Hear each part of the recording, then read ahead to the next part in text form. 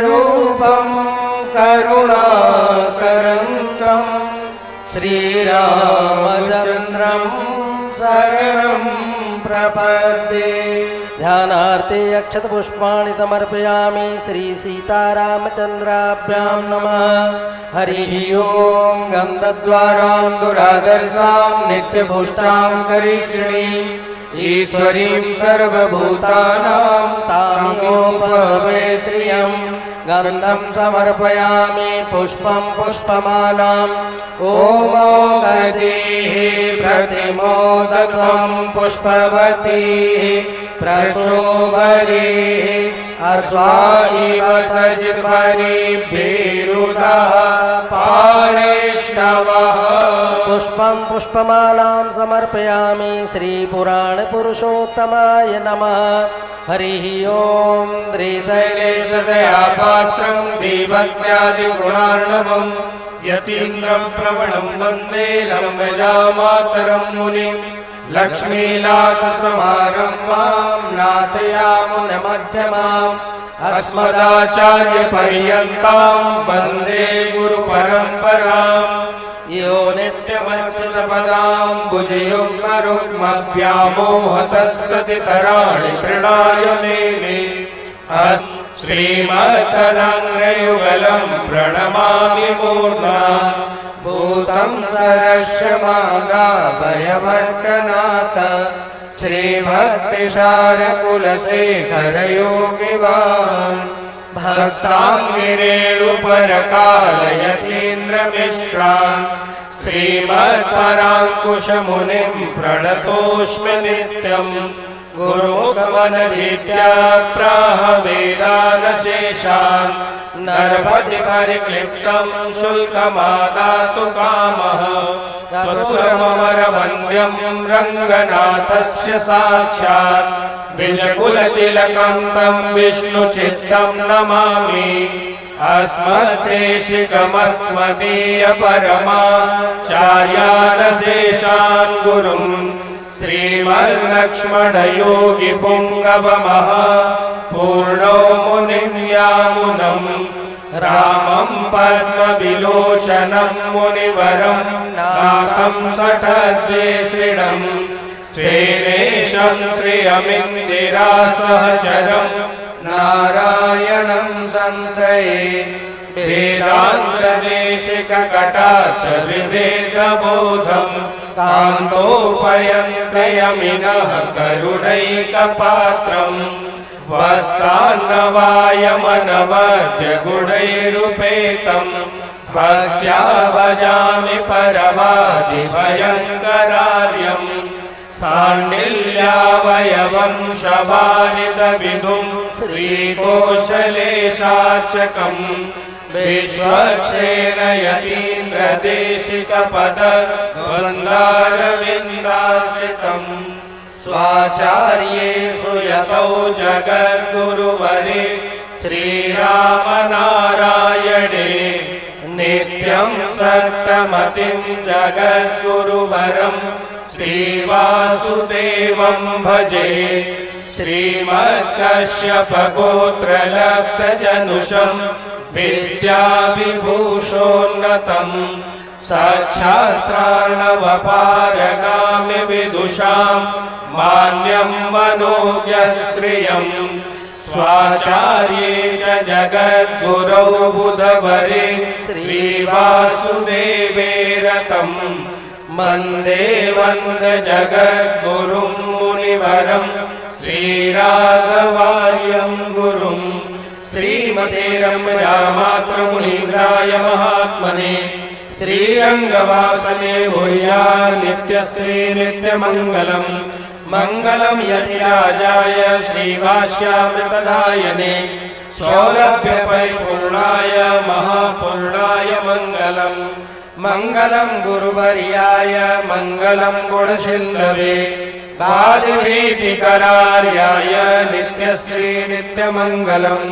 जयतिराज फणिराज अवतारमणे प्रबलपासन्नतमोहरणभानो विजयी भव विजयी भव विजयी भव। आरती के लिए हम निवेदन करेंगे श्री महेश शुक्ल जी, गौ सेवा उपाध्यक्ष उत्तर प्रदेश राज्य मंत्री। आपसे निवेदन, आप आरती में सम्मिलित हो। मायण जी कीरति कलित ललित सी आरती श्री मायण जी की कीरति कलित ललित सी आरती श्री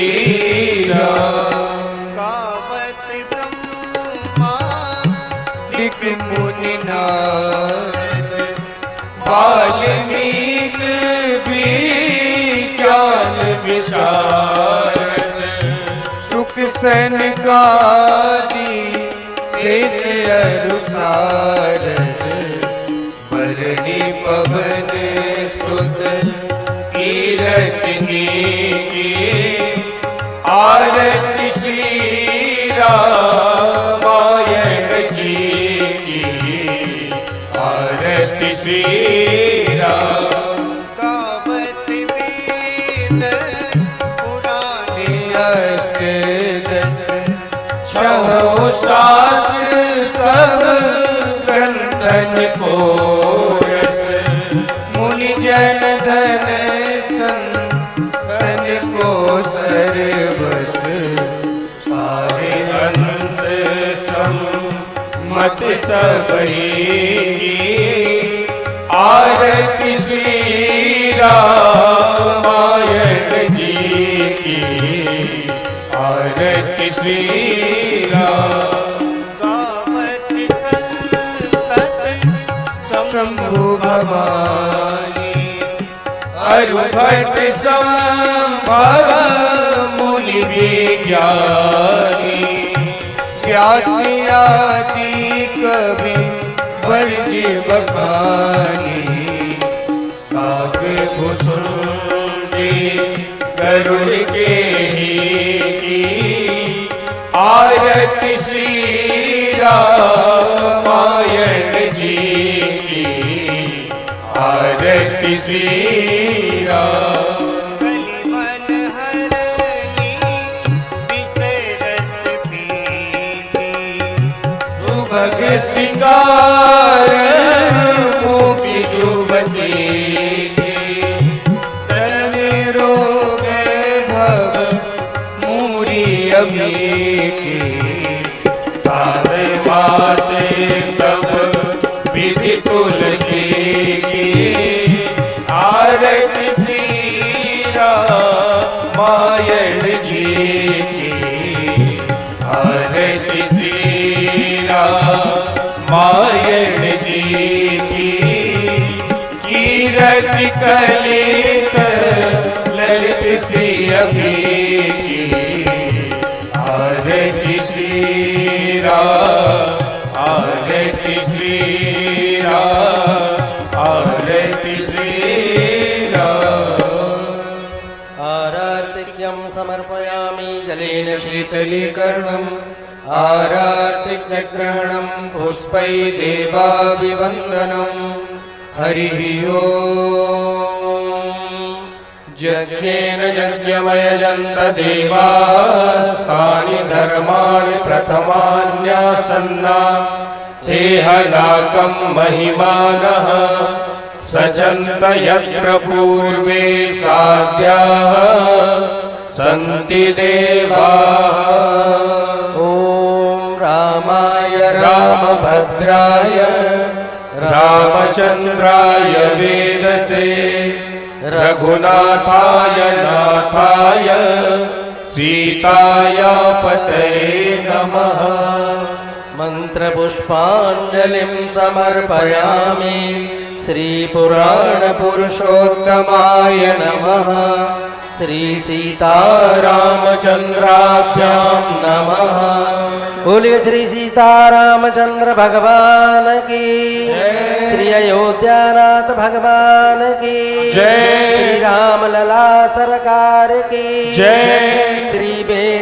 माधव भगवान की जय। सत्य सनातन वैदिक धर्म की जय। अखंड भारत वर्ष की जय। श्री भाष्यकार रामानुज स्वामी जी महाराज की जय। श्रीमद जगत गुरु स्वामी जी महाराज की जय। जय जय सीताराम। जय सिया राम। भगवान की पावन कथा श्रवण करने आए समस्त श्रद्धालु भक्तों को सादर जय सिया राम। मंचस्थ अनंत श्री विभूषित श्रीमद जगतगुरु रामानुजाचार्य पूज्य स्वामी जी के श्री चरणों में सादर बंदन नमन।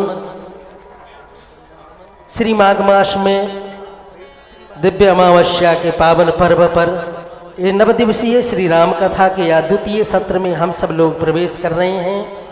आज की ये पावन कथा हम पूज्य श्री स्वामी जी के मुखारबिंद से श्रवण करें। इससे पूर्व हम निवेदन करेंगे श्री राजेंद्र मिश्र जी से कि आप जो बलरामपुर से पधारे हैं आप मंच पर आएँ और पूज्य स्वामी जी को पुष्पहार भेंटकर आशीर्वाद प्राप्त करें।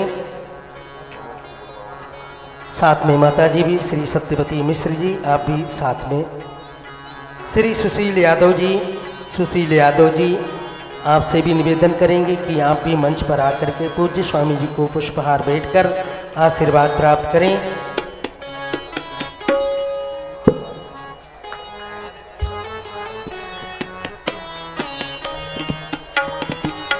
श्री सत्येंद्र राय जी सपत्नी जो गोरखपुर से हैं आपसे भी निवेदन आप भी मंच पर आकर के पूज्य स्वामी जी को पुष्पहार भेंटकर आशीर्वाद प्राप्त करें। श्री सुधा राय जी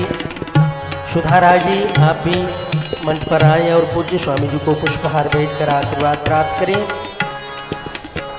श्री विजय रामदास जी आपसे भी निवेदन आप भी आएंगे पूज्य स्वामी जी को पुष्पहार भेंटकर आशीर्वाद प्राप्त करेंगे। श्री लल्ले भैया जी आपसे भी निवेदन आप भी मंच पर आएँ और पूज्य स्वामी जी को पुष्पहार भेंटकर आशीर्वाद प्राप्त करें। श्री अशोक सिंह जी आप भी आएंगे।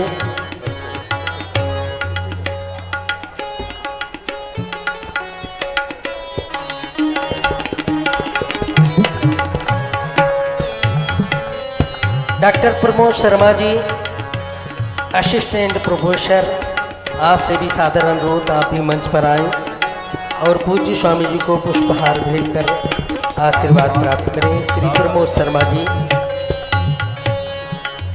श्री अभिलाष द्विवेदी जी आप भी मंच पर आकर के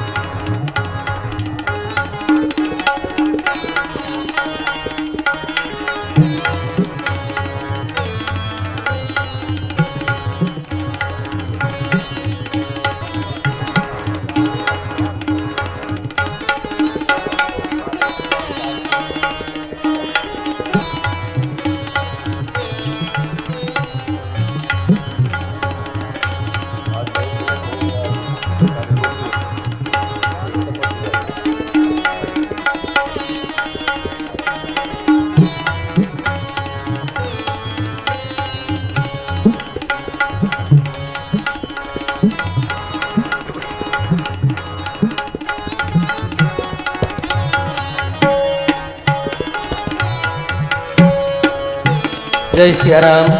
और इसके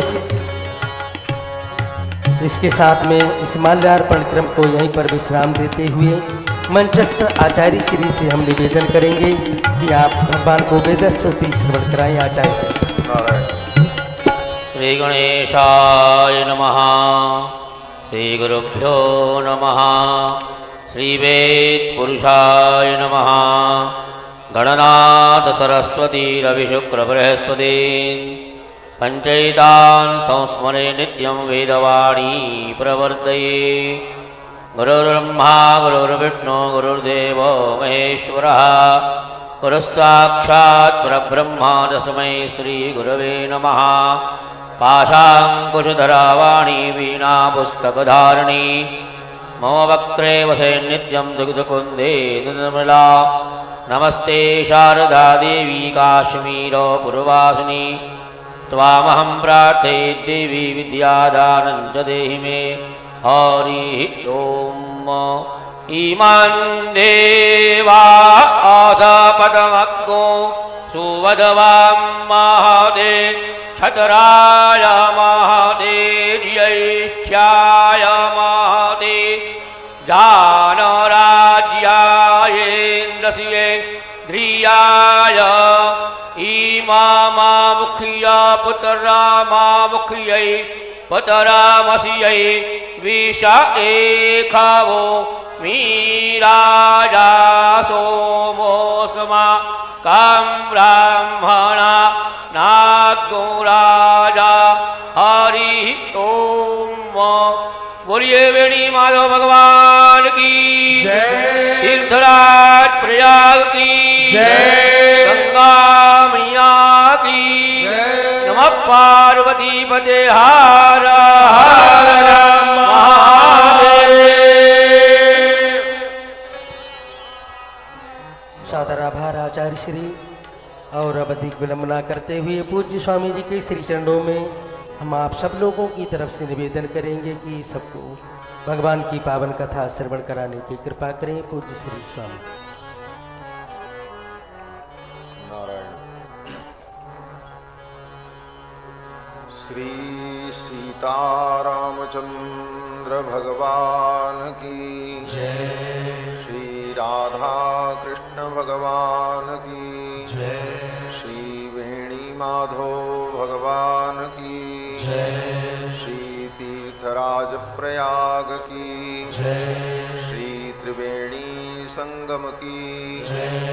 श्री हनुमान जी महाराज की जय। श्री वाल्मीकि भगवान की जय। श्री वेदव्यास भगवान की जय। श्री गोस्वामी तुलसीदास जी महाराज की जय। सब संतन की जय। सब भक्तन की जय। सत्य सनातन धर्म की जय। गो माता की जय जय सीताराम।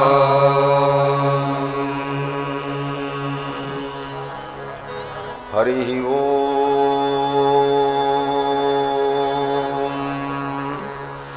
तच्छंजोरावृणीमहे गातुं यज्ञाय गातुं यज्ञपतये दैवी स्वस्तिरस्तु नः स्वस्तिर्मानुषेभ्यः ऊर्ध्वं जिगातु भेषजं शन्नो अस्तु द्विपदे सं चतुष्पदे विश्वानि देव सवितर्दुरितानि पराशुभ जदभद्रं तन्न आशुभ रामाय रामभद्राय रामचन्द्राय वेधसे रघुनाथाय नाथाय सीतायापतये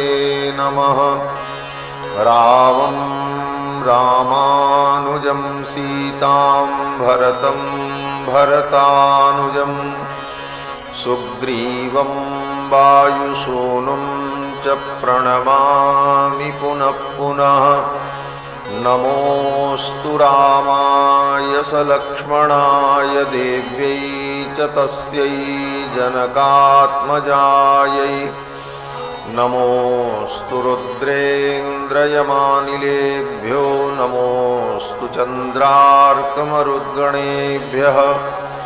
चरितं रघुनाथस्य शतकोटिप्रविस्तरम् एकैकमक्षरं प्रोक्तं महापातकनाशनं कूजन्तं राम रामेति मधुरं मधुराक्षरम् आरुह्य कविता शाखां वन्दे वाल्मीकिकोकिलं यः पिबन् सततं रामचरितामृतसागरम् अतृप्तस्तं मुनिं वन्दे प्राचेतसमकल्मषं गोष्पदीकृतवारीशं मसकीकृतराक्षसं रामायणमहामालारत्नं वन्दे नीलात्मजम् अञ्जनानन्दनं वीरं जानकीशोकनाशनं कपीशमक्षहन्तारं वन्दे लङ्काभयङ्करं वैदेही सहितं सुरद्रुमतले हैमे महामण्डपे मध्ये पुष्पकमासने मणिमये वीरासने सुस्थितम् अग्रे वाचयति प्रभञ्जनसुते तत्त्वं मुनिभ्यः परं व्याख्यान्तं भरतादिभिः परिवृतं रामं भजे श्यामलम् आपदामपहर्तारं दातारं सर्वसम्पदां लोकाभिरामं श्रीरामं भूयो भूयो नमाम्यहम् जयत्याश्रितसन्त्रासध्वान्तविध्वंसनोदयः प्रभावान् सीतया देव्या परमव्योमभास्करः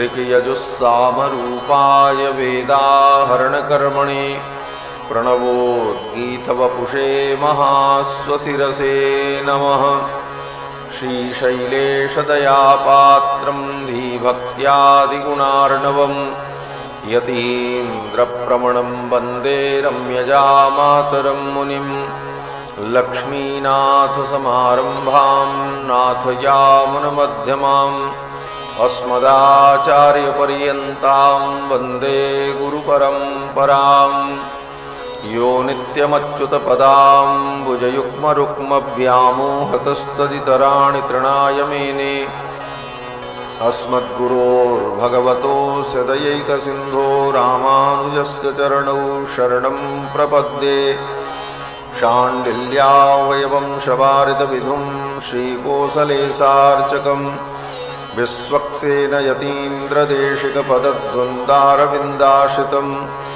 स्वाचार्ये सुयतौ जगद्गुरुवरे श्रीरामनारायणे नित्यं सक्तमतिं जगद्गुरुवरं श्रीवासुदेवं भजे। अस्मद्गुरुभ्यो नमः। अस्मत्परमगुरुभ्यो नमः। अस्मत्सर्वगुरुभ्यो नमः। श्रीमते रामानुजाय नमः। श्रीपराङ्कुशपरकालयतिवरवरवरप्रतिवादिभिकरगुरुभ्यो नमः। श्रीजानकीकान्तस्मरणं श्रीराधाकान्तस्मरणं सन्तपूर्वाचार्याः सहायाः सन्तपूर्वाचार्याः सहायाः। बोलिए श्री सीतारामचंद्र भगवान की जय। श्री वेणी माधव भगवान की जय। श्री हनुमान जी महाराज की जय। श्री राम कथा महोत्सव की जय। श्री वाल्मीकि भगवान की जय। श्री गोस्वामी तुलसीदास जी महाराज की जय। श्री भाष्यकार रामानुज स्वामी जी महाराज की जय। सब संतन की जय। सब भक्तन की जय। जय जय सीताराम।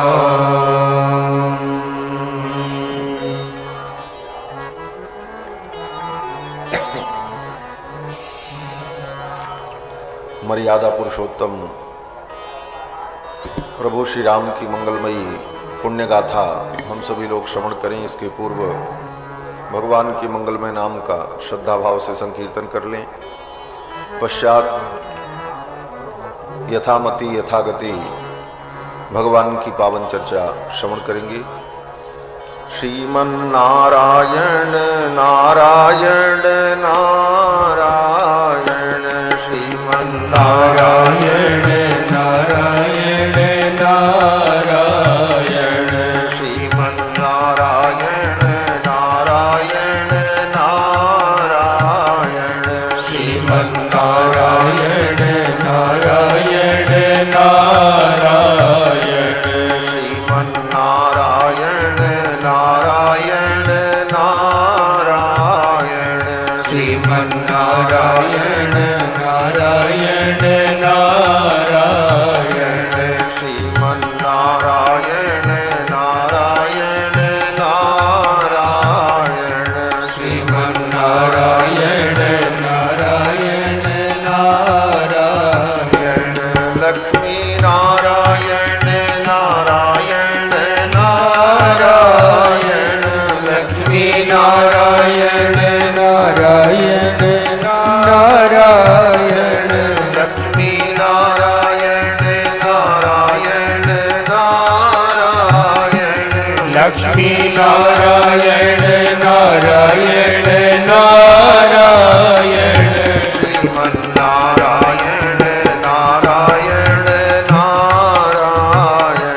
श्रीमन्नारायण नारायण नारायण श्रीमन्नारायण नारायण नारायण श्रीमन्नारायण नारायण नारायण भजमन्नारायण नारायण नारायण भजमन्नारायण नारायण नारायण केशव नारायण नारायण नारायण केशव नारायण नारायण नारायण केशव नारायण नारायण नारायण केशव नारायण नारायण नारायण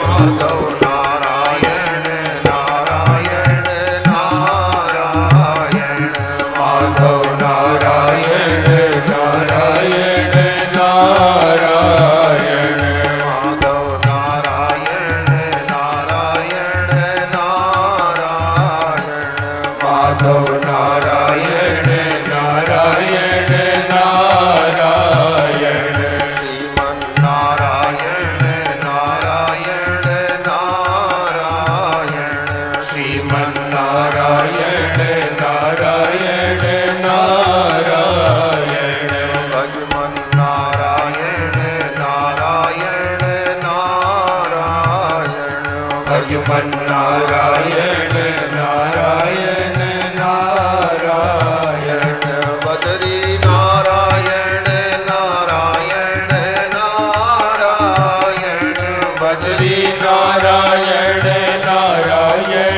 नारायण नारायण बदरी नारायण नारायण नारायण बद्री नारायण नारायण नारायण मुक्ति नारायण नारायण नारायण मुक्ति नारायण नारायण नारायण मुक्ति नारायण नारायण नारायण मुक्ति नारायण नारायण नारायण रंग नारायण नारायण नारायण रंग नारायण नारायण नारायण रंग नारायण नारायण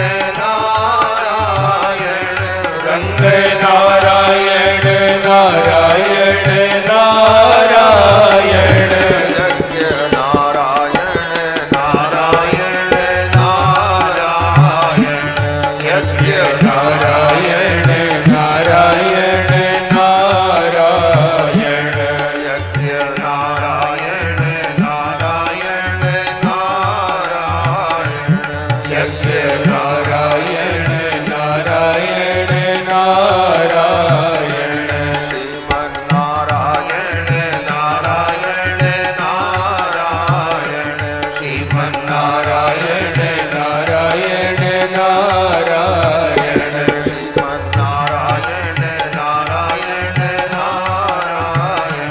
श्रीमन्नारायण नारायण नारायण भजमन्नारायण नारायण नारायण भजमन्नारायण नारायण नारायण नारायण नारायण नारायण श्रीमन्नारायण नारायण नारायण नारायण नारायण नारायण श्रीमन्नारायण नारायण नारायण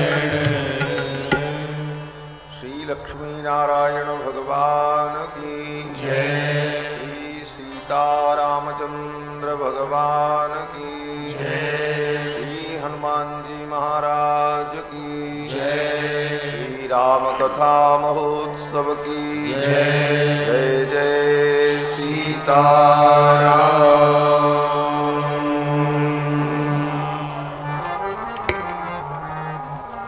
थोड़ा बेस ठीक करो।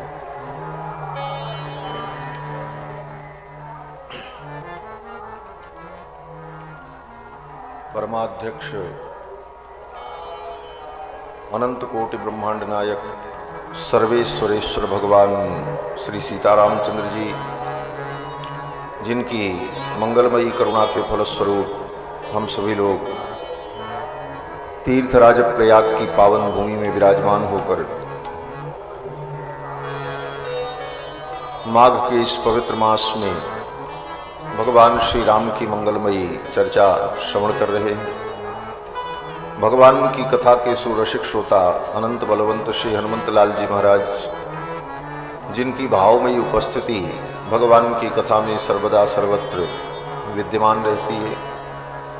इस कथा के मुख्य यजमान श्री राम प्रवेश तिवारी जी, सपत्नीक सपरिवार, उनके समस्त परिजन पुरजन बंधुजन तीर्थराज प्रयाग में मौनी अमावस्या के पावन अवसर पर दूर दूर से आए हुए श्रद्धालु भक्तगण, यहाँ पर माघ मास में कल्पवास कर रहे सभी कल्पवासी जन,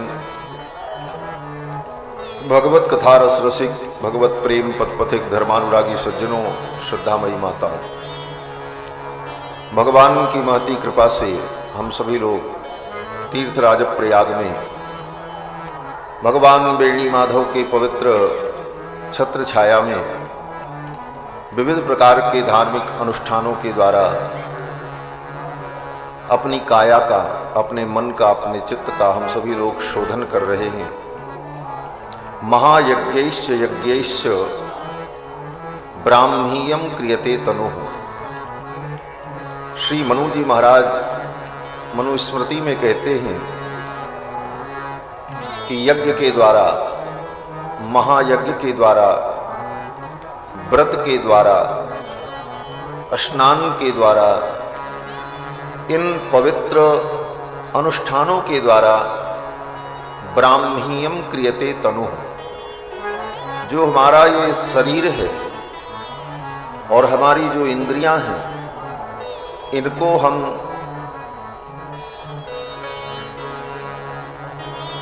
शुद्ध करते हैं। ब्राह्मीयम क्रियते तनु, जिस प्रकार ब्रह्म परम पवित्र और परम ज्ञानमय तत्व है, उसी प्रकार इन साधनों के द्वारा हम अपने तनु को, अपने इंद्रियों को ब्राह्मी बनाते हैं। और यह शोधन ही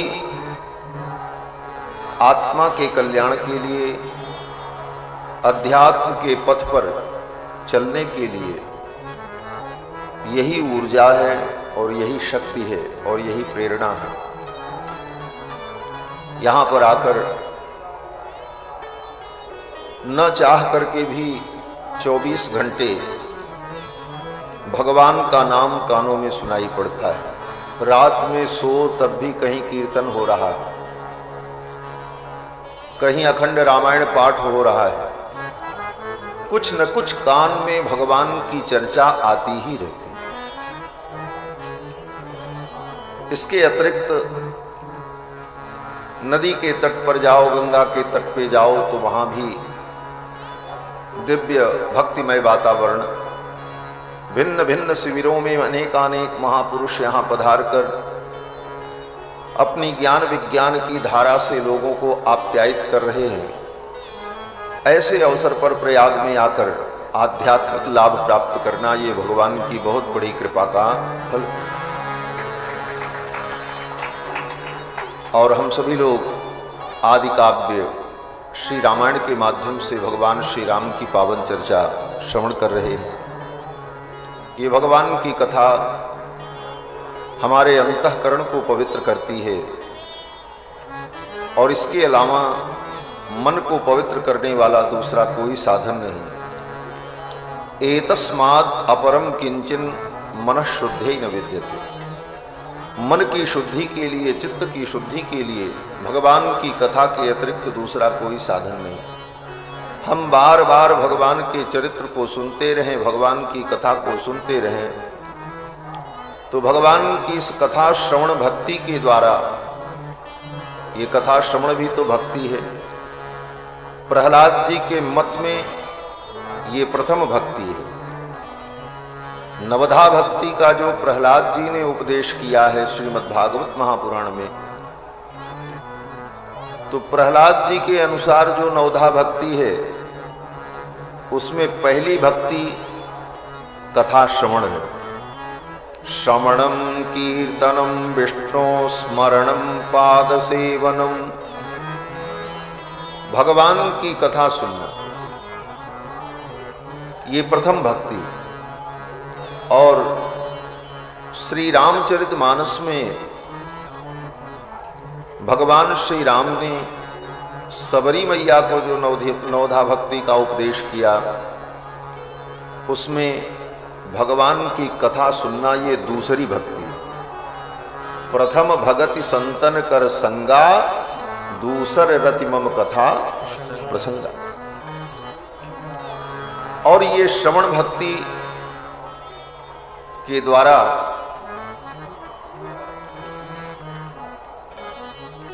चार भक्ति स्वाभाविक हो जाती है।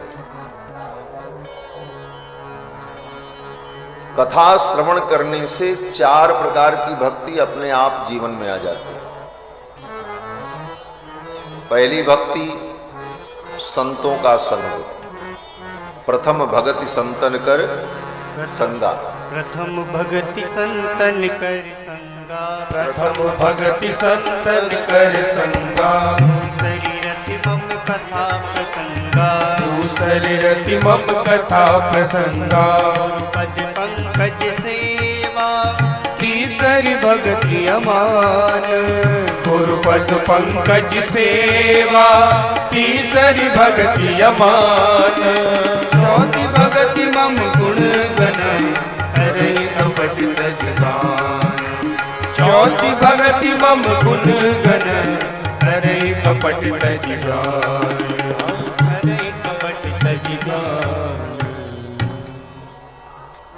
प्रथम भगति संतन कर संगा। जब कथा सुनेंगे तो ये भक्ति अपने आप हो जाएगी, क्योंकि कथा कोई संत ही सुनाएंगे, कोई लंठ तो सुनाएगा नहीं, कोई उद्दंड तो कथा सुनाएगा नहीं। जो सुनाएगा संत ही सुनाएगा, और जो भगवान की कथा सुनाए वही तो संत है। तो प्रथम भगति संतन कर संगा भी हो जाएगा कथा सुनने से। और दूसरी भक्ति जो प्रहलाद जी के अनुसार है कीर्तनम। जब कथा होगी तो बीच बीच में कीर्तन भी होता है। प्रारंभ में कीर्तन, मध्य में कीर्तन, अंत में कीर्तन, दूसरी भी भक्ति हो। और तीसरी भक्ति विष्णु स्मरणम, भगवान का स्मरण, ये भक्ति है। तो जितनी देर आप कथा सुनेंगे उतनी देर भगवान का आपको स्मरण बना रहेगा, तो यह भी भक्ति हो जाए। तो कथा श्रवण से सत्संग रूपी भक्ति, भगवन नाम संकीर्तन रूपी भक्ति, और भगवान की स्मरण रूपी भक्ति, ये तीनों प्रकार की भक्ति हो जाती है। श्रवणम कीर्तनम विष्णु स्मरणम पाद सेवनम। और ये प्रथम भक्ति श्रवण भक्ति अगर हो तो भगवान की ये कथा हमारे अंतःकरण को पवित्र कर देती है, धुल देती है। रघुबर भगति बारि छालित चित, बिन प्रयास ही सूझे, तुलसीदास कह चिद विलास जग बूझत बूझत बूझे। जिस चिद विलास तत्व को बड़े बड़े ज्ञानी बूझते बूझते थक जाते हैं, नहीं बूझ पाते, उस तत्व को भगवान की कथा श्रवण करते करते व्यक्ति को बड़ी सरलता से बोध हो जाता है। वेद पढ़ो, रामायण पढ़ो, गीता पढ़ो, पुराण पढ़ो, उनकी व्याख्याएं पढ़ो। अद्वैत क्या है, विशिष्टाद्वैत क्या है, शुद्धाद्वैत क्या है, जीव तत्व क्या है, ब्रह्म तत्व क्या है, इन सब विवेचनों को शास्त्रों में पढ़ करके व्यक्ति तब जिस बात को समझता है, वह बात केवल कथा व्यक्ति श्रवण करता रहे तो सारी बातें उसे धीरे धीरे समझ में आ जाए।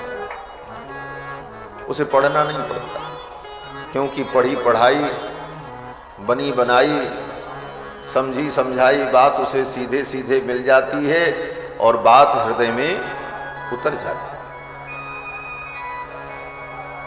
भगवान श्री रघुनंदन के दरबार में कुश और लौ इस रामायण की पुण्य गाथा को सुना रहे हैं। कल के प्रसंग में आप सभी लोगों ने श्रवण किया कि जब कुश और लौ ये दोनों भाई भगवान की कथा का गान करते हुए मार्ग पर चल रहे थे, तब तक उधर से रथ पर बैठकर भगवान श्री राम आ रहे थे। रथ्यासुराज मार्गेषु ददर्श भरताग्रजः। रथ्यासुराज मार्गेषु ददर्श भरताग्रजः। भरताग्रज श्री रघुनंदन ने इन दोनों कुमारों को रामायण का गान करते हुए देखा तो आदर पूर्वक अपने दरबार में बुलाया और अपने राज दरबार में कथा सुनाने के लिए कहा। कुशलव दोनों भाई राम जी के दरबार में कथा सुनाने लगे। मार्ग पद्धति से भगवान की कथा दो पद्धति से गाई जाती है, एक मार्ग पद्धति और एक देशी पद्धति। जिस भाषा को समझने वाले अधिक लोग हों, उस भाषा में भगवान के गुण का वर्णन करना, भगवान की लीलाओं का वर्णन करना, ये मार्ग पद्धति। और जिस भाषा को कम लोग समझते हों, एक क्षेत्र मात्र में बोली जाती हो, समझी जाती हो, उस भाषा में भगवान के गुण और कथा का वर्णन किया जाए तो उसको देशी पद्धति कहते हैं। मार्ग पद्धति से कथा होने पर अधिकतम लोगों को लाभ प्राप्त होता है। देशी पद्धति से कथा में सीमित लोगों को ही कथा का आनंद प्राप्त हो पाता है। तो कुश और लौ ने मार्ग पद्धति से इस कथा को सुनाया। महर्षि वाल्मीकि लिखते हैं कि ततस्तुतौ राम वच प्रचोदितौ अगायताम मार्ग विधान संपदा। अगायताम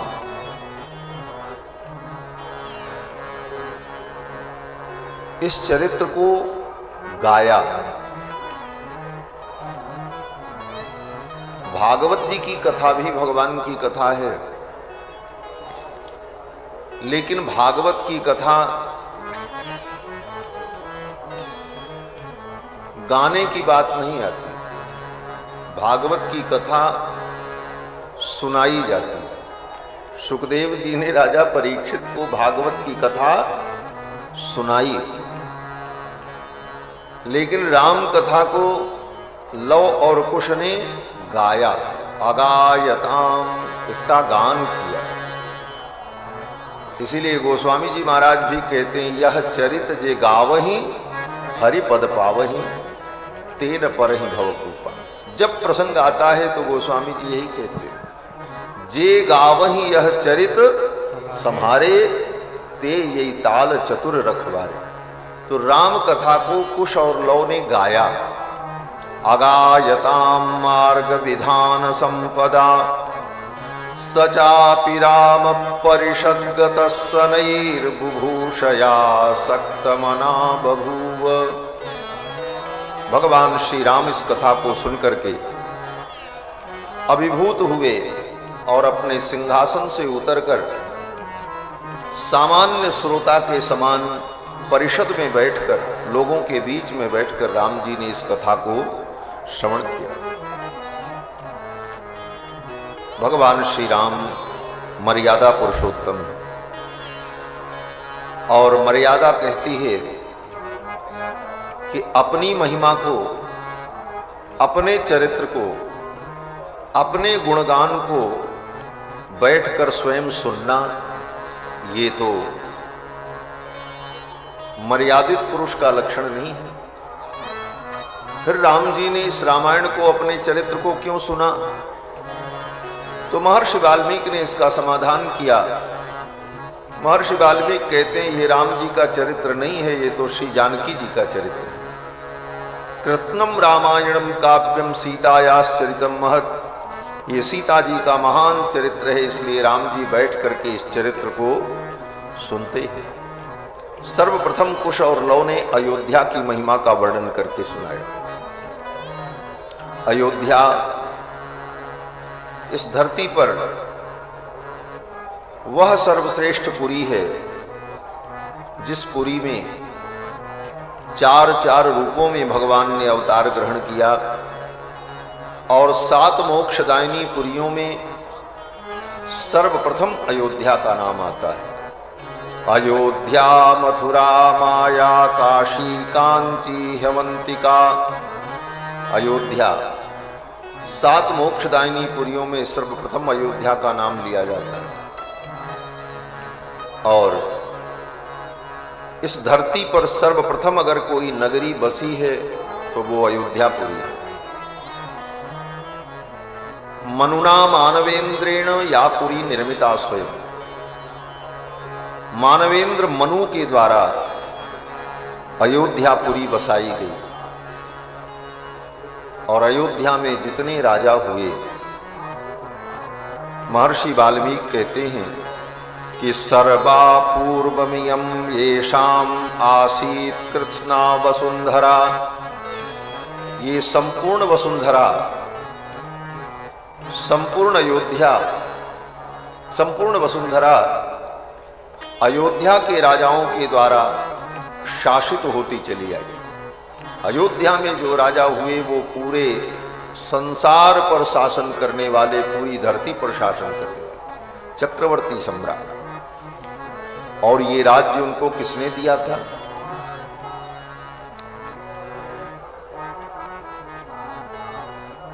महर्षि वाल्मीकि कहते हैं कि ब्रह्मा जी ने जब सृष्टि की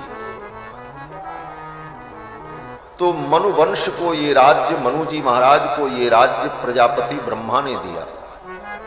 प्रजापति मुपादाय नृपाणाम जयशालिनाम। प्रजापति ब्रह्मा के द्वारा अयोध्या का राज्य मनु जी को प्राप्त हुआ और अयोध्या से संपूर्ण धरती का शासन होता था। और इस पवित्र कुल में, मनु जी के कुल में, इक्ष्वाकु मनु के वंश में अनेक महान राजा हुए। महाराज इक्ष्वाकु, विकुक्ष, रघु, अज, सगर, ऐसे ऐसे महान धर्मात्मा राजा इस वंश में हुए और सभी वैष्णव और भगवान के परम भक्त हुए। महर्षि वाल्मीकि कहते हैं कि येषां ससगरो नाम सागरो येन खानितः। इसी वंश में एक राजा सगर हुए।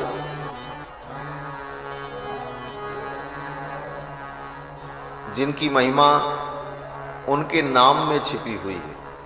क्या है नाम इनका? बोले सगर। सगर नाम इनका क्यों पड़ा? बोले ये जब मां के गर्भ में थे तो इनकी सौतेली मां ने इनकी मां को विष दे दिया था, लेकिन उस विष के कारण भी उनकी मृत्यु नहीं हुई और विष को आत्मसात कर लिया। गर माने विष, और गर के सहित जो पैदा हुए वो कौन है? सगर। और इन्होंने क्या कमाल किया?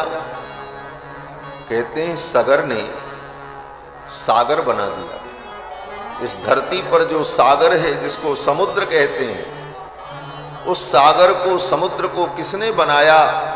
महर्षि वाल्मीकि आदि कवि कहते हैं कि इक्ष्वाकु वंश के राजा सगर के द्वारा ये सागर बना गया।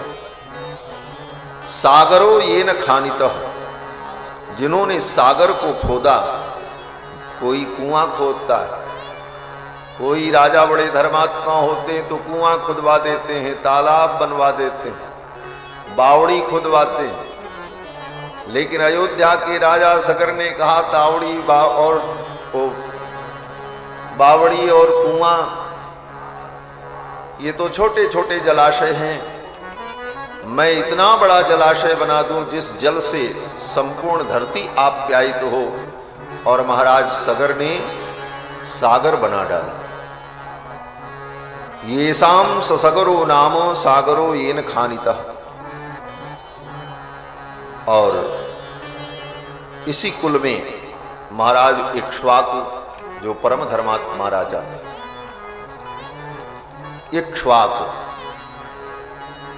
इक्ष्वाकु का मतलब इक्ष्व माने गन्ना और बाक माने वाणी। जिसकी वाणी गन्ने के रस के समान मीठी हो, ऐसी वाणी बोलने वाले महाराज जो थे वो इक्ष्वाकु। और वे इक्ष्वाकु मनु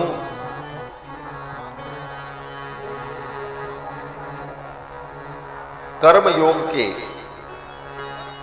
योगी थे। श्रीमद् भगवत गीता में भगवान श्री कृष्ण अर्जुन से कहते हैं, अर्जुन ये जो ज्ञान मैं तुमको दे रहा हूं, गीता का ज्ञान, ये ज्ञान कोई नया ज्ञान नहीं।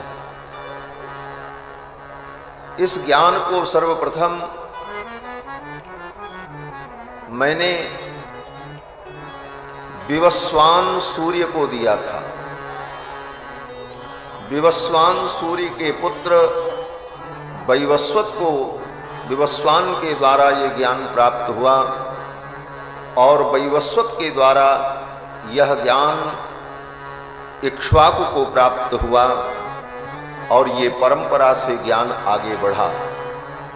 लेकिन कालांतर में यह ज्ञान, यह योग नष्ट हो गया। पुनः इस ज्ञान को प्रतिष्ठित करने के लिए अब मैं तुम्हें निमित्त बना करके इस ज्ञान का उपदेश कर रहा हूं। तो जो गीता ज्ञान द्वापर युग में भगवान ने अर्जुन को दिया, इस ज्ञान की पवित्र परंपरा अयोध्या के रघुकुल में पहले से विद्यमान थी। स्वयं भगवान कृष्ण ने कहा, इमं विवस्वते योगम प्रोक्तवान महमव्ययम विवस्वान मनवे प्राह मनुरिक्ष्वाकवे ब्रवीत। और फिर यह ज्ञान विवस्वान ने वैवस्वत मनु को दिया, वैवस्वत मनु ने इक्ष्वाकु को दिया। तो ऐसा पवित्र कुल रघुकुल, जिस वंश में भगवान का अवतार हुआ। और इस कुल की एक विशेषता और कि यह कुल परम वैष्णव कुल है। सृष्टि के प्रारंभ में श्री ब्रह्मा जी महाराज ने भगवान श्री रंगनाथ की दिव्य मूर्ति इक्ष्वाकु मनु को दी और इक्ष्वाकु मनु उन रंगनाथ भगवान की नित्य पूजा करते थे और उन रंगनाथ भगवान की आराधना रघुकुल में इक्ष्वाकु मनु के काल से राम जी के काल तक जितने राजा हुए सभी राजाओं ने रंगनाथ भगवान का पूजन अर्चन किया। यह वंश परम वैष्णव परम भागवत वंश है। ये विचार रामायण के टीकाकार श्री गोविंद राज स्वामी जी ने किया। स्वयं प्रश्न उद्भासित किया कि धरती पर और भी अनेक पवित्र राजकुल थे, लेकिन भगवान ने अयोध्या के राजकुल में ही अवतार लेने का निर्णय क्यों किया?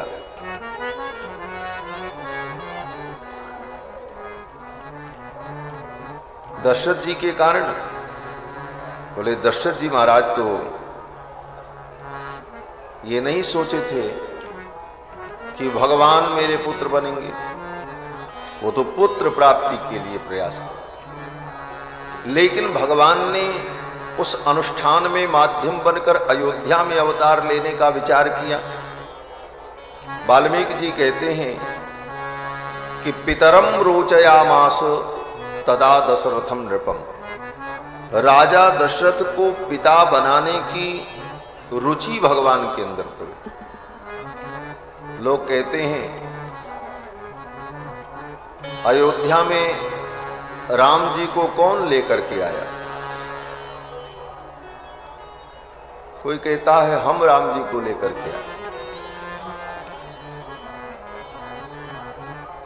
अयोध्या में राम जी को दशरथ जी भी लेकर के नहीं आए, वशिष्ठ जी भी लेकर के नहीं आया, और न कोई राम जी को अयोध्या में लेकर के आया।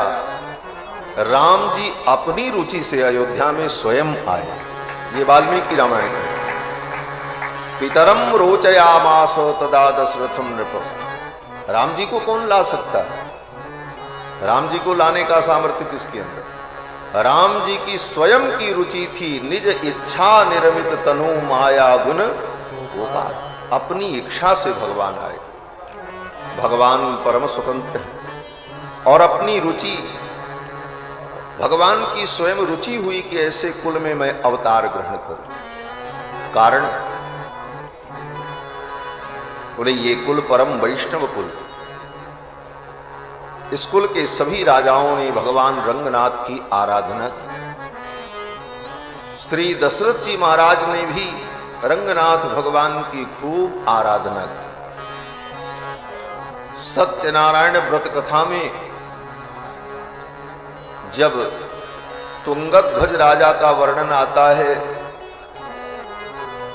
तो वहां पर वेद व्यास जी कहते हैं तुंगध्वजो महाराज नृपो दशरथो भवत रंगनाथम संपूज्य श्री वैकुंठम तदागमत।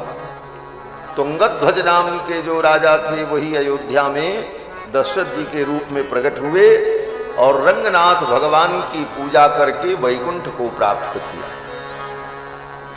एक बार हमारे यहाँ अयोध्या में विद्वानों की सभा होती रहती है। अनेक प्रकार के विचार हुए। उसमें यह भी एक विचार था कि दशरथ जी को मुक्ति नहीं मिली। ताते उमा मोक्ष नहीं पाई। लेकिन यह बात केवल भक्ति की प्रशंसा में इसका तात्पर्य। मुक्ति तो दशरथ जी को भी मिली।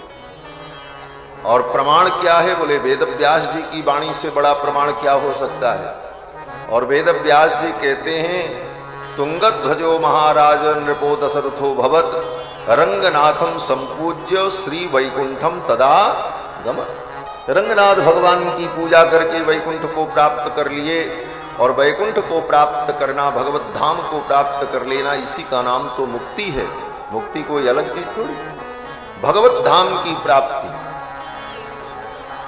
तो यह पवित्र कुल इक्ष्वाकु का कुल, इतना पवित्र कुल जिस कुल में सभी वैष्णव महात्मा, बड़े बड़े महापुरुष, बड़े बड़े राजा हुए, इसीलिए भगवान ने इस कुल में अवतार लेने का विचार किया।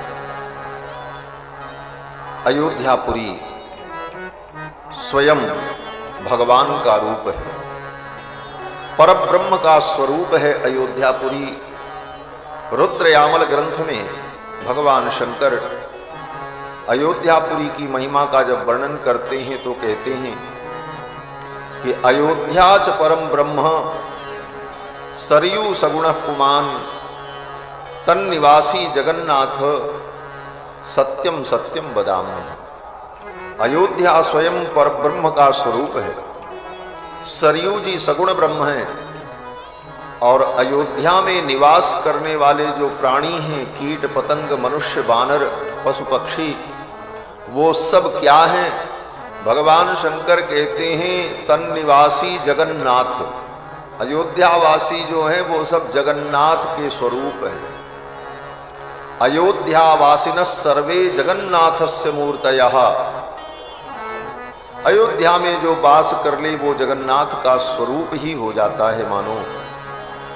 ऐसी दिव्य अयोध्यापुरी 7 मोक्षदायिनियों में, मोक्षदायिनी पुरियों में सर्वश्रेष्ठ, और जहां पर बड़े बड़े वेद के विद्वान, षडंग वेद विदुषाम क्रतुप्रवरयाजिनाम, जहां पर षडंग वेद के विद्वान, यज्ञ यागादि कर्म करने वाले पवित्र ब्राह्मण निवास करते, बड़े बड़े वीरों का निवास, ऐसी दिव्य अयोध्यापुरी। अयोध्यापुरी का बड़ा सुंदर वर्णन एक सर्ग में कुश और लो ने किया। उस अयोध्यापुरी के राजा महाराज श्री दशरथ परम धर्मात्मा, तस्याम पुर्याम अयोध्यायाम वेदविद सर्वसंग्रह। उस अयोध्यापुरी में वेदविद सर्वसंग्रह, सब प्रकार के संग्रह से युक्त, दीर्घदर्शी महातेजा, महातेजस्वी और दीर्घदर्शी, पौरजानपद प्रिय, अपने जनपद के नागरिकों को परम प्रिय,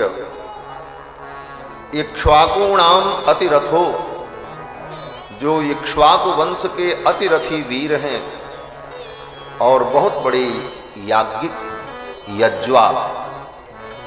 दशरथ जी महाराज ने बड़े बड़े यज्ञ किए, अनेक वाजपेयी यज्ञ, श्रौतामणि यज्ञ, अनेक चयन याग महाराज दशरथ ने अपने जीवन में किया। महर्षि वाल्मीकि के मित्र दशरथ जी महाराज महर्षि वाल्मीकि के मित्र हैं। अपने मित्र के सद्गुणों को अनुभव करते हुए महर्षि वाल्मीकि कहते हैं इक्ष्वाकुणाम अतिरथो, इक्ष्वाकु कुल के अतिरथी वीर, यज्वा धर्म परो वशी। और दशरथ जी महाराज बहुत बड़े यज्वा हैं, बड़े बड़े यज्ञों को उन्होंने किया। क्षत्रियों का ये धर्म है, राजाओं का धर्म है कि यज्ञ के द्वारा, प्रभूत धन संपत्ति के द्वारा, बड़े बड़े यज्ञों के द्वारा परमात्मा की, यज्ञ पुरुष की वो आराधना करें। दशरथ जी महाराज ने ऐसे अनेक यज्ञ किए। धर्म परो और धर्म परायण है, वशी, अपने इंद्रियों को, अपने मन बुद्धि चित्त को अपने वश में कर रखा है। ऐसे धर्मपरायण यज्वा, अतिरथी, दीर्घदर्शी, इतनी विशेषताएं दशरथ जी महाराज। बोले ये सब विशेषताएं तो ऋषियों में होती हैं, तो वाल्मीकि जी कहते हैं इनको किसी ऋषि से कम मत समझो। महर्षि कल्पो राजर्षि। ये दशरथ जी कौन है? बोले महर्षि कल्प है। महर्षि कल्प का मतलब, कल्प माने समान, समकक्ष। महर्षि कल्प ये महर्षि के समान है। महर्षि तो नहीं है, परंतु किसी महर्षि से कम नहीं है। महर्षि कल्पः, जहां पर ये कल्प शब्द जुड़ जाए उसका यही अर्थ होता है, महर्षि कल्प। ये महर्षि के समान हैं, राजर्षि हैं, त्रिषु लोकेषु विस्तृतः, और तीनों लोकों में इनकी ख्याति और इनका यश गाया जाता है। दशरथ जी धरती पर राज्य करते थे, लेकिन उनकी कीर्ति स्वर्ग में भी गाई जाती थी। कितने बड़े धर्मात्मा हैं, सत्यवादी हैं, सेवा परायण हैं, भगवान के भक्त हैं और परम वीर हैं। स्वर्ग में देवराज इंद्र को भी युद्ध में सहायता की आवश्यकता होती थी तो दशरथ जी महाराज की सहायता लेते थे। नियम तो यह है कि धरती पर रहने वाले लोगों की सहायता स्वर्ग में रहने वाले देवता करते हैं। दैवाधीनम जगत सर्वम, ये सारा संसार देवताओं के अधीन है। और देवता बोले देवता मंत्र के अधीन है। दैवाधीनम जगत सर्वम मंत्राधीनं च देवता, और देवता मंत्र विधि और यज्ञ के अधीन है। मंत्राधीनं च देवता ते मंत्रा ब्राह्मणाधीना, और वो मंत्र वो विधियां बोले ब्राह्मण के अधीन है। तस्मात् ब्राह्मण देवता, इसलिए ब्राह्मण को देवता कहा तो बोले सबसे बड़ा देवता है। स्वर्ग में बैठे हुए देवता भी भूखों मर जाएं अगर ये धरती पे ब्राह्मण देवता न रहे, कौन उनको खिलाएगा? स्वर्ग में कोई खेती होती नहीं होती, और न वहां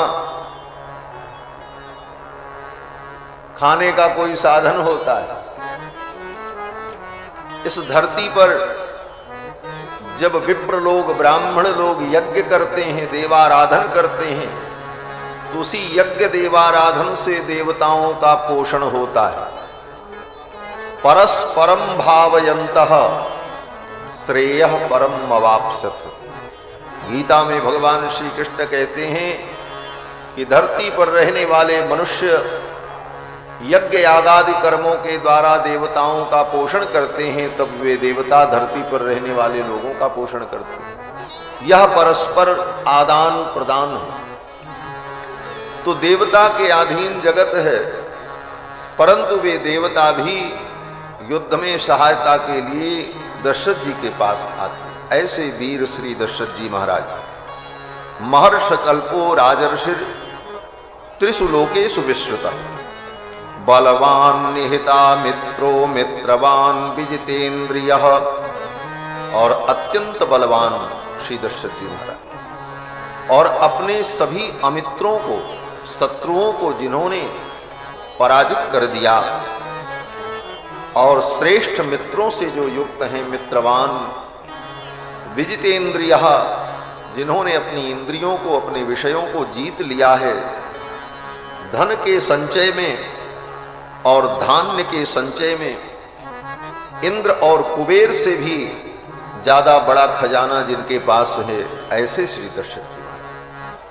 कई श्लोकों में महर्षि वाल्मीकि ने श्री दशरथ जी के व्यक्तित्व का, उनकी क्षमता का और उनकी महिमा का वर्णन किया है, और इन्हीं भावों को गोस्वामी तुलसीदास जी महाराज ने दो चौपाइयों में बड़े सुंदर शब्दों में प्रयोग किया।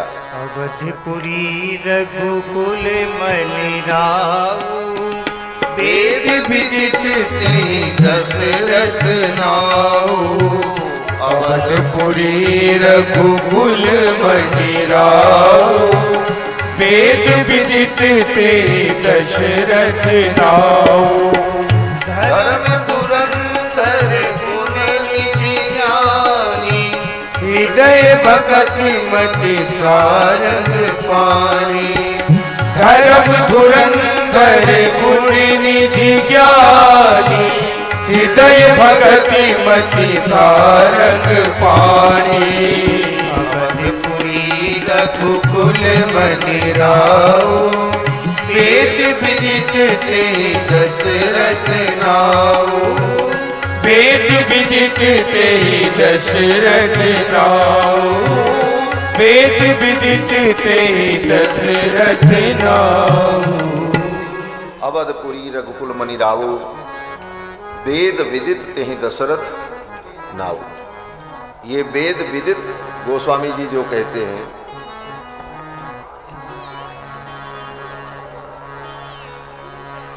यहां वाल्मीकि रामायण में भी महर्षि वाल्मीकि ने वेद विद कहा, इसीलिए ठीक उसी शब्द को गोस्वामी जी ने भी अपने ग्रंथ में उपयुक्त किया। तस्याम पुर्याम अयोध्यायाम वेदविद सर्वसंग्रह। और गोस्वामी जी कहते हैं अवधपुरी रघुकुल मनि राऊ, वेद विदित तेहि दशरथ नाऊ। धर्म धुरंधर गुणनिधि ज्ञानी, हृदय भगति मति शारंग पानी। दशरथ जी महाराज धर्म धुरंधर हैं, धर्म की धुरी को धारण करने वाले, गुण निधि हैं और ज्ञानी भी हैं और भगवान के भक्त भी। हृदय भगति मति शारंग पानी, अर्थात कर्म, ज्ञान और भक्ति तीनों से संपन्न श्री दशरथ जी महाराज। और दूसरे शब्दों में कहा जाए तो दशरथ जी महाराज साक्षात वेद के स्वरूप हैं। दशरथ जी महाराज साक्षात वेद के स्वरूप हैं और उनकी तीनों रानियां जो हैं वो वेद की कांडत्रयी है। वेद में जो कुछ कहा गया है, वेद में कर्म, ज्ञान और उपासना, ये तीन चीजें। कर्म का निरूपण जहां पर होता है उसका नाम है कर्म कांड। जहां पर ज्ञान का वर्णन होता है उसका नाम है ज्ञान कांड। और वेद के जिस भाग में परमात्मा की उपासना का वर्णन, वो उपासना कांड। तो वेद तीन कांड में विभक्त, कर्म कांड, ज्ञान कांड और उपासना कांड। इसी को कांडत्रयी कहा जाता है। तो वेदों में जो कांडत्रयी है, कर्म, ज्ञान, उपासना, मानो वो तीनों कांड ही दशरथ जी महाराज की तीनों रानियां हैं। महारानी कौशल्या, महारानी केकई, महारानी सुमित्रा। ज्ञान शक्तिश्च कौशल्या, जो ज्ञान शक्ति है वही महारानी कौशल्या है। और सुमित्रोपासनात्मिका, और सुमित्रा जी जो हैं वो उपासना कांड है। क्रिया शक्तिश्च कैकेयी, और जो क्रिया शक्ति है कर्म कांड, वो कौन है? बोले कैकेयी। वेदो दशरथो नृप, और श्री दशरथ जी महाराज मानो वेद के स्वरूप है। वेद के इन कांडत्रयी के द्वारा ही धर्म का प्रादुर्भाव होता है। और जो स्वयं साक्षात धर्म है भगवान, उनका भी प्रादुर्भाव इसी कांडत्रयी के द्वारा चार रूपों में होता है। दशरथ जी महाराज परम धर्मात्मा, सब प्रकार के वैभव से संपन्न, लेकिन दशरथ जी महाराज के कोई संतान नहीं। 60,000 वर्ष की अवस्था हो गई। त्रेता युग में मनुष्यों की आयु हजारों वर्ष होती थी। हजारों वर्ष लोग जीते थे। सतयुग में लाखों वर्ष, त्रेता में हजारों वर्ष, द्वापर में सैकड़ों वर्ष और कलयुग में 100 वर्ष औसत आयु। सतयुग में इतनी आयु क्यों होती थी? क्योंकि सतयुग में व्यक्ति कामनाओं से रहित होकर स्वाभाविक रूप से धर्म की निष्ठा से युक्त रहता था। इस कारण से सतयुग में लाखों वर्ष की दीर्घ आयु लोग प्राप्त करते। बड़े बड़े ऋषि मुनियों ने दीर्घ काल तक जीवन धारण किया, आयु प्राप्त की। उसका कारण क्या है? बोले धर्म। मनुस्मृति में मनु जी महाराज कहते हैं कि ऋषियों ने दीर्घ संध्या, दीर्घ काल तक उपासना और सतत गायत्री, अग्नि इत्यादि की उपासना के परिणाम स्वरूप दीर्घमायुर अवाप्नुयुः, दीर्घ काल की आयु को प्राप्त किया। तो धर्म व्यक्ति को आयुष्मान बनाता। सतयुग में कामनाएं नहीं होती थी, लोग निष्काम होते थे और कर्तव्य समझकर धर्म का पालन करते थे। इसलिए दीर्घ काल की आयु, लाखों वर्ष की आयु होती।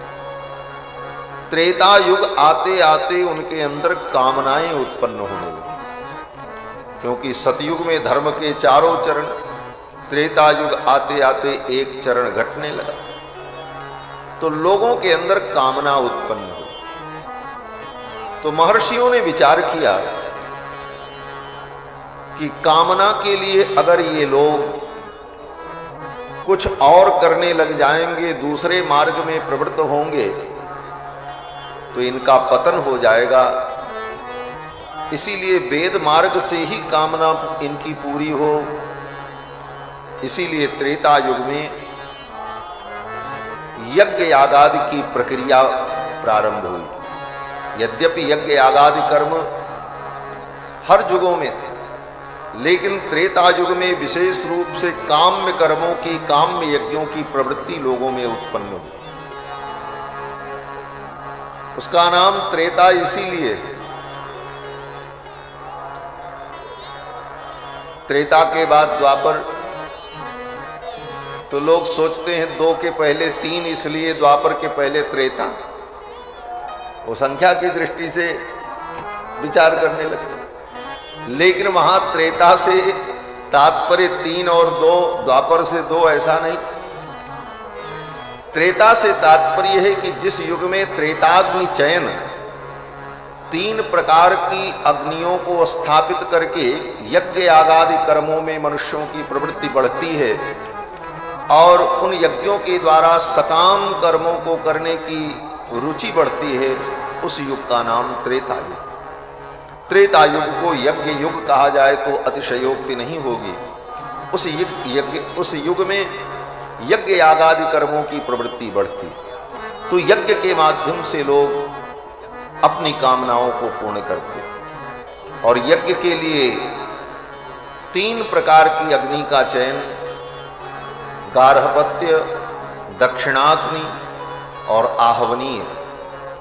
और इन तीनों अग्नियों की उपासना करते हुए यज्ञ यागादि कर्म जिस युग में विशेष रूप से प्रवर्तित होता है, उसका नाम त्रेता। तो त्रेता युग में यज्ञ यागादि कर्मों की प्रवृत्ति होती है और लोगों के अंदर कामनाएं उत्पन्न होती हैं और कामनाओं की पूर्ति के लिए यज्ञ को साधन बनाया गया। त्रेता युग के बाद द्वापर युग आते आते यज्ञ यागादि की निष्ठा भी कमजोर पड़ जाती है। तब भिन्न भिन्न देवताओं की उपासना और उनके मंत्र जपादि के द्वारा जीव अपनी विभिन्न कामनाओं को पूरा करने में प्रवृत्त होता है, तो वो द्वापर युग।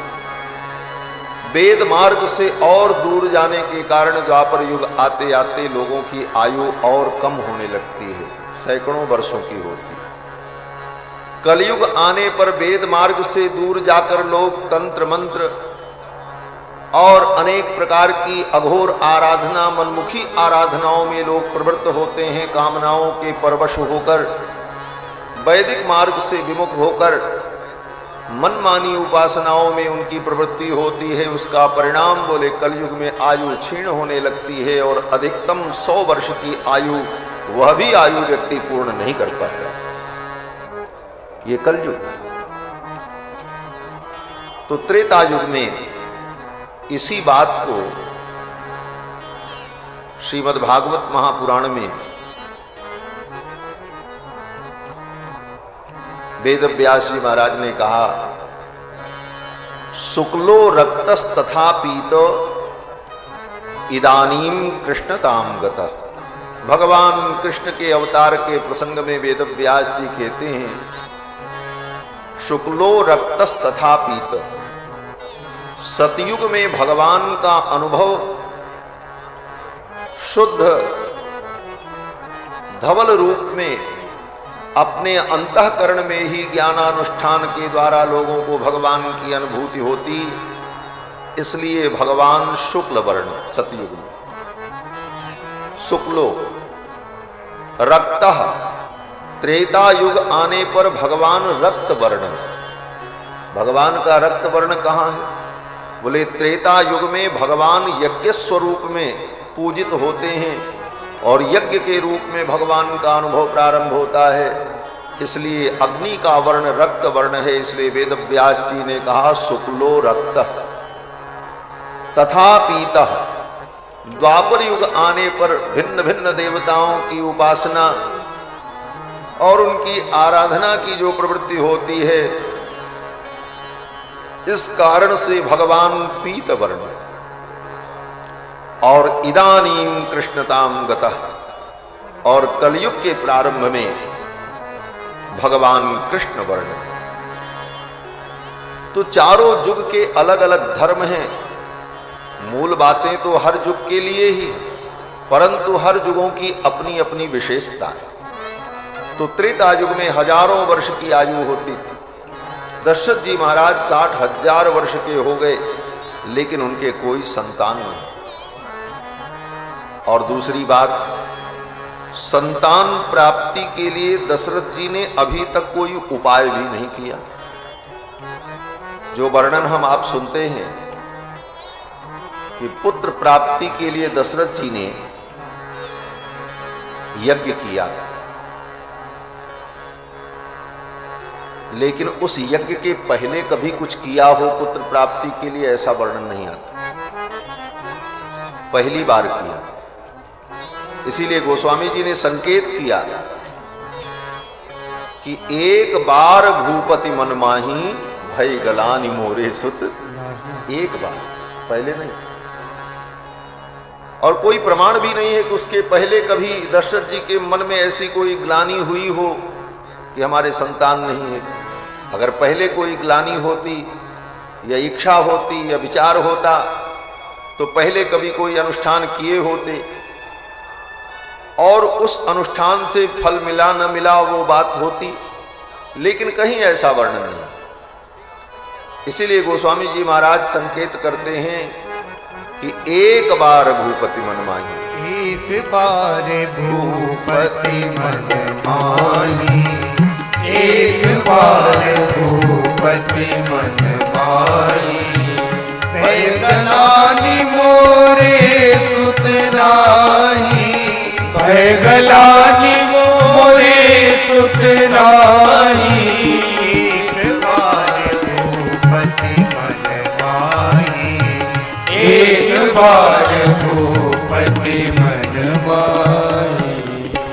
एक बार। इसके पहले कभी दशरथ जी के मन में यह विचार नहीं आया। क्यों नहीं आया? अब सब संतों के अलग अलग भाव हैं। कोई महापुरुष कहते हैं कि दशरथ जी के मन में पुत्र प्राप्ति का विचार इसलिए नहीं आया कि दशरथ जी पूर्व जन्म में स्वयंभू मनु और शत्रुपा थे। महारानी कौशल्या और दशरथ पूर्व जन्म में स्वयंभू मनु और शत्रुपा थे।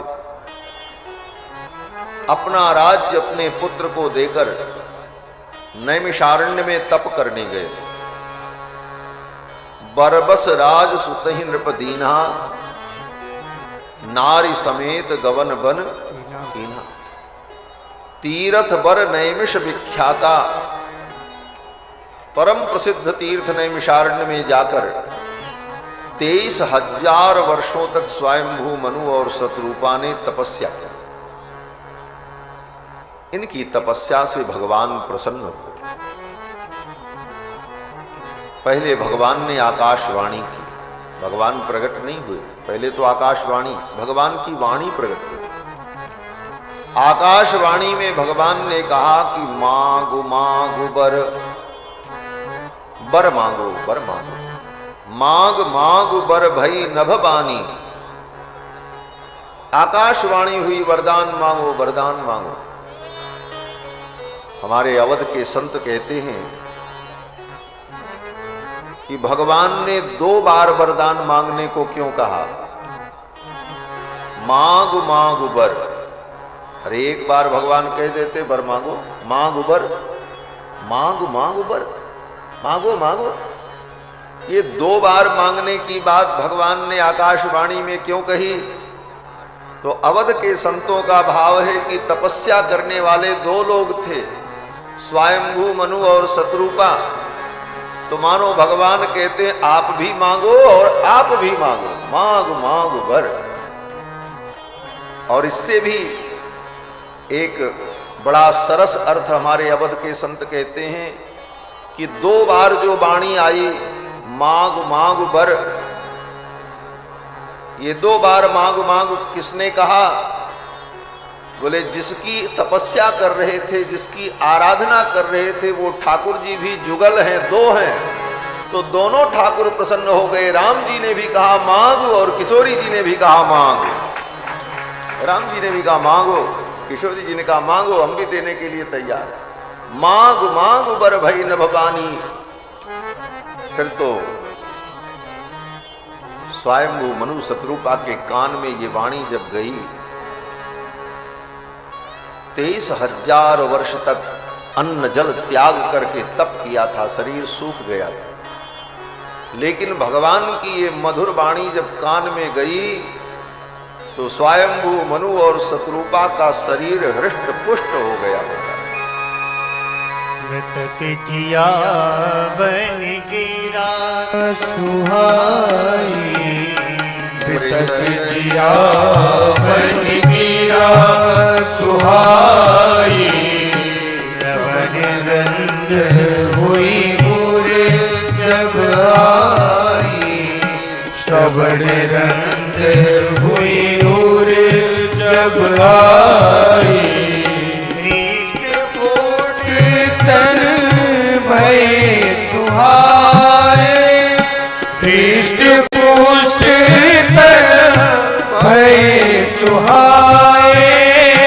मानव अबहि भवन ते आए, मानव अबहि भवन ते आए। मृतक जिया बन गिरा सुहाई, मृतक जिया बन गिरा सुहाई। मृतक जिया बन गिरा। ऐसी वाणी कि मुर्दे को भी जिंदा कर दे। मृतक जियावन गिरा सुभाई, श्रवण रंध्र होए पुर जब आई। हृष्ट पुष्ट तन भये सुहाये, मानव अबहि भवन ते आए। स्वयंभू मनु और शत्रुपा का स्वरूप शरीर हृष्ट पुष्ट हो गया। स्वयंभू मनु शत्रुपा ने कहा प्रभु, जब आपकी वाणी में इतना चमत्कार है कि आपकी वाणी अमृत से भी ज्यादा मधुर, मृतक को भी मुर्दे को भी जिंदा कर देने वाली आपकी वाणी में इतना रस है, तो आपके दर्शन में कितना आनंद होगा। पहले तो मैं आपका दर्शन करना चाहता हूं, फिर मैं मांगूंगा। भगवान ने कहा दर्शन। स्वयंभू मनु और शत्रुपा ने कहा प्रभु मैं आपका दर्शन, आपके रूप को देखना चाहता हूं। भगवान ने कहा मेरे अनेक रूप हैं, किस रूप में देखना चाहे? अनेक रूप रूपाय विष्णवे प्रभ विष्णवे। भगवान के अनेक रूप हैं, सब रूप उन्हीं का ही। पराशर महर्षि तो विष्णु पुराण में कहते हैं, स्त्री नामनी श्रीश्च विज्ञेया पुन्नामो भगवान हरि ही।